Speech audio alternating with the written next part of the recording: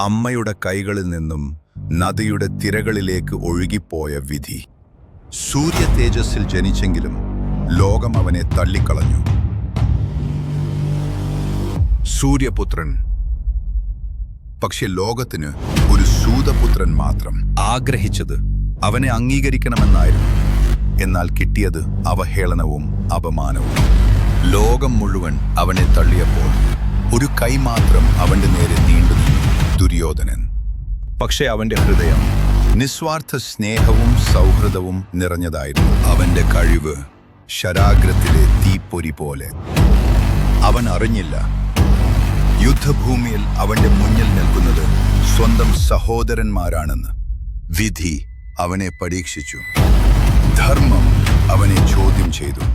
പക്ഷെ കർണൻ ഒരിക്കലും പിന്നോട്ട് പോയില്ല. കർണൻ, ചരിത്രം മറക്കാത്ത മഹായോദ്ധാവ്.